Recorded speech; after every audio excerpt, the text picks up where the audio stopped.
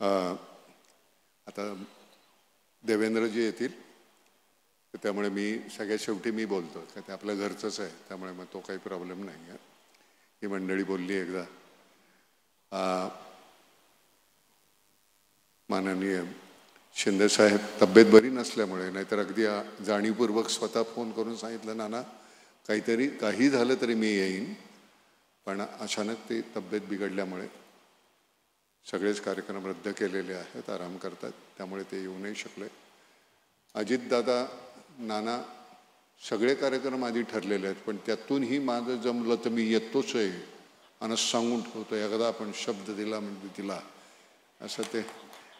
आणि अजितचं तसंच आहे अजित एकदा शब्द दिला की पण ज्यावेळी शक्य नसतं त्यावेळी अगदी स्पष्टपणे सांगतो की नाही नाना मला काही जमणार नाही पण त्यातून आला तर आला.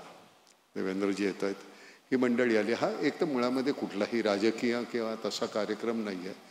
मी अशा कार्यक्रमाच्या विरोधी असतो. आपण काय केलं हे सांगायची मला गरज वाटू नये असं मला नेहमीच वाटतं. कशाला सांगायचं आपण केलं आणि विसरायचं.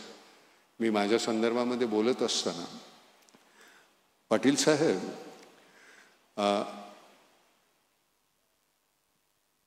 आमचा तुम्ही खूप मोठा सन्मान करता. तुम्ही राजकीय मंडळी खूप मोठे म्हणजे नॅशनल अवॉर्ड्स आहेत.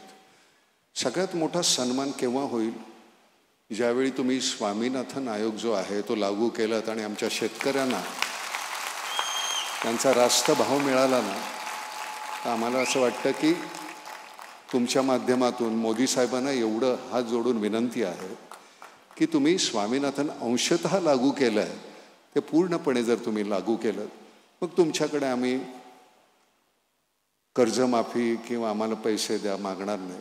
शेतकरी म्हणून माझी एवढीच तुम्हाला एक विनंती आहे. एकदा हे झालं ना तर खरं सांगतो बाकी सगळ्याच गोष्टींचे भाव किती वाढले तुम्हाला माहिती आहेत. तर त्यामुळे फडणवीस साहेब आले का? अरे वा वा वा वा.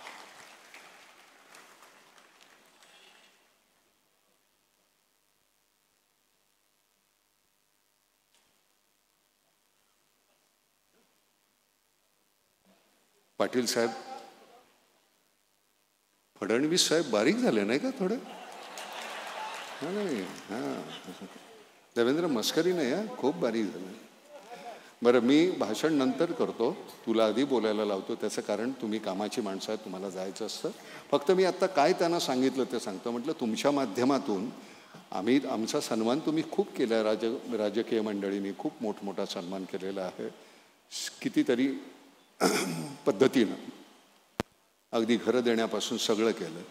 एक शेवटचं मागणं मागतो असं मी त्यांना सांगितलं की तुमच्या माध्यमातून मोदी साहेबांना हात जोडून विनंती की स्वामीनाथन आयोग जो आहे त्याचं इम्प्लिमेंटेशन झालं ते अंशतः आहे ते पूर्ण झालं तर याच्यापेक्षा मोठा सन्मान नसेल आमच्या शेतकऱ्यांचा आणि सगळ्या जनमानसाचा.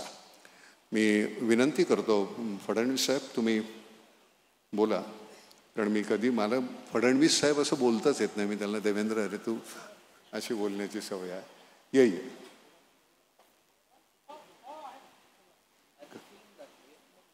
बरं बरं एक किती मिनिटाची 12 मिनिटाची आपली फिल्म आहे ती आपण बघू. त्याच्यानंतर फडणवीस साहेब बोलतील.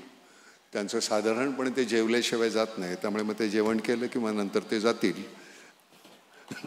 ओके